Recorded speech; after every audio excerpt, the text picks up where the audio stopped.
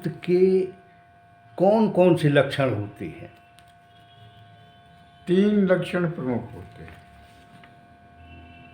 पहला है अंत है प्रकाश, अकर्ता भाव आत्मा का। दूसरा लक्षण है स्थिर प्रज्ञा या साम्यावस्था। तीसरा अंत है सुख। ये 3 लक्षण प्रमुख लक्षण होते हैं। तो जीवन मुक्त के अंता प्रकाश से क्या मतलब है? जीवन मुक्त का अंत प्रकाश के अर्थ होते हैं आत्मा का अकर्ता भाव। आत्मा अकर्ता होती है। इस शरीर की तुलना एक नगर से की गई है। नगर में 9 दरवाजे हैं, शरीर में 9 छिद्र हैं। तो नगर में जैसे कोई पथिक सोता है, उसी तरह से शरीर में आत्मा 9 छिद्रों वाले शरीर में आत्मा सोती है या रहती है। किसी काम में लिप्त नहीं होती, न किसी को कोई काम करती है न करवाती है।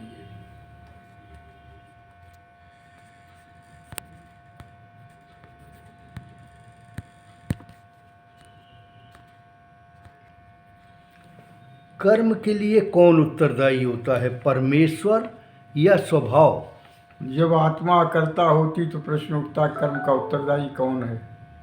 तो परमात्मा तो उत्तरदायी हो नहीं सकता। साधक का स्वभाव जो त्रिगुण प्रकृति है, उसे स्वभाव बनता है। तो स्वभाव जिम्मेदार होता है। जी। पाप के लिए कौन जिम्मेदार है, मनुष्य या परमात्मा? परमात्मा न किसी का कर्म अपने ऊपर लेता है, न पाप अपने ऊपर लेता है। मनुष्य अपने पाप कर्मों के लिए स्वयं जिम्मेदार होता है। जी। अज्ञान का विनाश कब और किसके द्वारा होता है? ये अज्ञान का विनाश ज्ञान के द्वारा होता है। जब ज्ञान का सूर्य उदय होता है तो आत्मा का जो प्रकाश रूप है वो प्रकट होता है।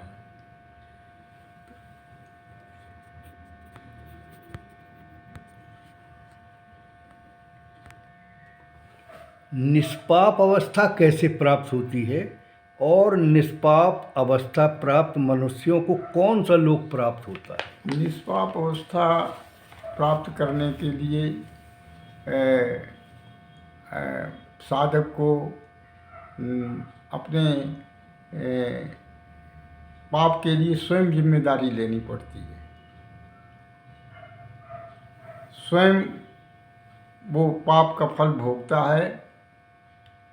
निष्पाप अवस्था प्राप्त करने के लिए ज्ञान की आवश्यकता होती है। जब ज्ञान का सूर्य उदय होता है तो पाप दूर हो जाते हैं इंसान के। बहुत ही अच्छा, अति उत्तम। जीवन मुक्त का द्वितीय लक्षण क्या है? जीवन मुक्त का द्वितीय लक्षण साम्यावस्था या स्थिर प्रज्ञा है।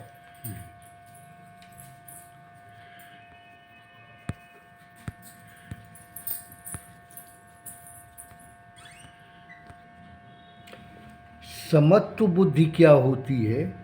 क्या जीवन मुक्त प्राणी मात्र को समान समझता है? समत्व बुद्धि प्राणी मात्र और पदार्थ को एक समान समझने की बुद्धि होती है। समत्व जो साम्यदर्शी होता है, साम्यावस्था में जो साधक होता है, उसको गाय और हस्ती में, ब्राह्मण और चांडाल में कोई फर्क नजर नहीं आता।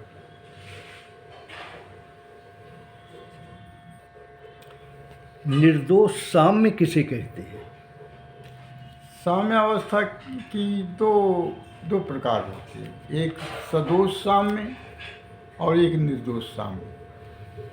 सदोष साम्य साधारण साम्य होता है, जिसमें उत्तरोत्तर वृद्धि होती रहती है।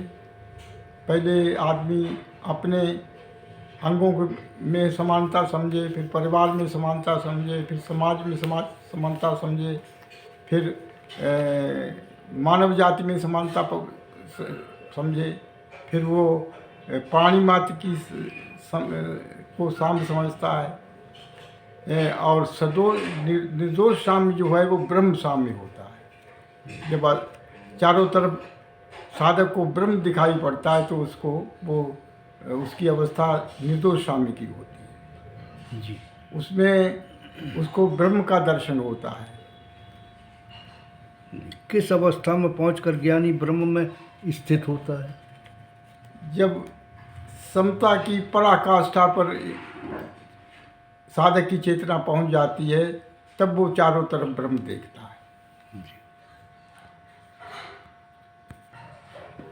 जीवन मुक्त का तीसरा लक्षण क्या है?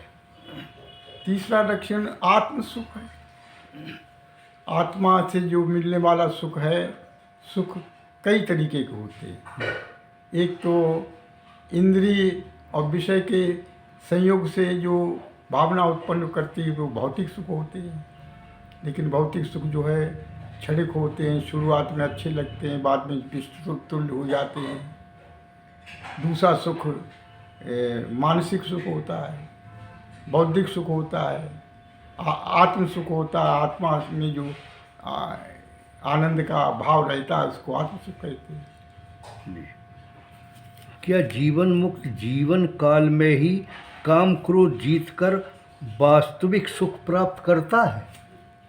जीवन मुक्त अखंड या अक्षय आनंद का अनुभव करता है। जीवन काल में ही उसके कर्म के बंधन नष्ट हो जाते हैं और वो शुद्ध आत्म रूप में होता है। तो आत्मा से जो निर्गत होने वाला सुख है वो उसको प्राप्त होता है। जी, बहुत ही अति उत्तम। ये तो बड़ा आनंदमय हो गया।